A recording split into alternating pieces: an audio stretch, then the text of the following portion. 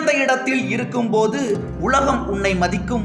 உன் நிலைமை கொஞ்சம் இறங்கி வந்தால் நிழலும் கூட மிதிக்கும். குற்றம் புரிந்தவனும் தனக்கு நியாயம் கேட்கிறான், குற்றத்திற்கு ஆட்பட்டவனும் தனக்கு நியாயம் கேட்கிறான். யாருக்கு அதை வழங்குவது என்பதை பணம் முடிவு செய்கிறது. அனுபவம் என்பது பெரிதாக ஒன்றும் கிடையாது. எல்லாவற்றையும் இழந்த பிறகு எஞ்சி நிற்பதே. இருந்தாலும் மறைந்தாலும் பேர் சொல்ல வேண்டும். இவர் போல யாரென்று ஊர் சொல்ல வேண்டும். நீ விதைத்த விதைகளை நீயே அறுவடை செய்த பின்னால் தான் அந்த நிலத்தில் வேறு பயிர்களை பயிரிட முடியும். கொலை, களவு, சூது அனைத்தையும் செய்துவிட்டு குமரா முருகா என்று கூவினால் குமரன் நீ வரும் கோவிலுக்கு கூட வரமாட்டான். இறைவனின் தராசு வணிகனின் தராசு அல்ல. இறைவனின் தராசு வணிகனின் தராசு அல்ல. அது எடையை சரியாகவே போடுகிறது. தருமம் என்றும் சத்தியம் என்றும் நேர்மை என்றும் நியாயம் என்றும் சொல்லி வைத்த நமது மூதாதையர்கள் முட்டாள்கள் அல்ல. கஷ்டத்திலும் நேர்மையாக இரு, கஷ்டத்திலும் நேர்மையாக இரு. நீ ஏமாற்றப்பட்டாலும் பிறரை ஏமாற்றாதே.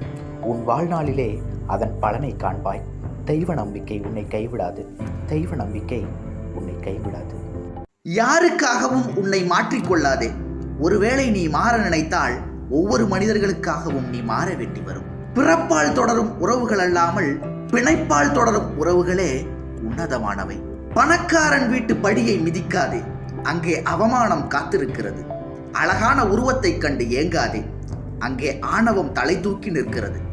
ஒரு துளி நீரில் இவ்வளவு பெரிய உடம்பு முளைத்திடுவதும், ஒரு சிறு காற்றில் அது உலாவிக் கொண்டிருப்பதும், ஒரு பொறி நெருப்பில் அது அழிந்து விடுவதும் ஏதோ ஒரு சக்தியின் இயக்கம், மறுக்க இயலவில்லை. கடவுளை ஒரு நாள் கல்லென்றவனும், கல்லை ஒரு நாள் கடவுள் என்றவனும், உண்டு என்றதனை இல்லை என்றவனும், இல்லை என்றதனை உண்டு என்றவனும் உயர்பெரும் தரணியில் ஒருவனே. அவன் நானே என்பதை நன்றாய் அறிவேன். எதன் மீது சந்தேகம் வந்தாலும் நிம்மதி பாழாகிறது. இது மனைவியானாலும் சரி, மகேஸ்வரன் ஆனாலும் சரி. எது பிடிக்கவில்லையோ அதிலிருந்து ஒதுங்கினில். ஆனால் சந்தேகப்பட்டு உடம்பையும் மனதையும் கெடுத்துக் கொள்ளாதே. உண்டென்றால் அது உண்டு, இல்லை என்றால் அது இல்லை. அதிர்ஷ்டத்தின் மூலம் அறிவை பெற முடியாது, அறிவின் மூலம் அதிர்ஷ்டத்தை பெறலாம். எப்படியெல்லாம் வாழக்கூடாதோ அப்படியெல்லாம் வாழ்ந்தவன் நான். அதனால் இப்படித்தான் வாழ வேண்டும் என்று அறிவுரை சொல்லும் தகுதி எனக்கு இருக்கிறது. குற்றங்கள் மூலம் நியாயங்களை சேகரியுங்கள், தவறுகளின் மூலம் அனுபவத்தை சேகரியுங்கள், கர்மத்தின் மூலம் ஞானத்தை சேகரியுங்கள், நண்பர்களின் மூலம் புத்தியை சேகரியுங்கள். செத்து போனால் யாரும் கூட வரப்போவது இல்லை. இருக்கிற காலத்தில் துடிப்பென்ன திகைப்பென்ன, நடப்பது நடக்கட்டும், நாளைக்கு பார்த்து கொள்ளலாம் என்று நினைத்துவிடு.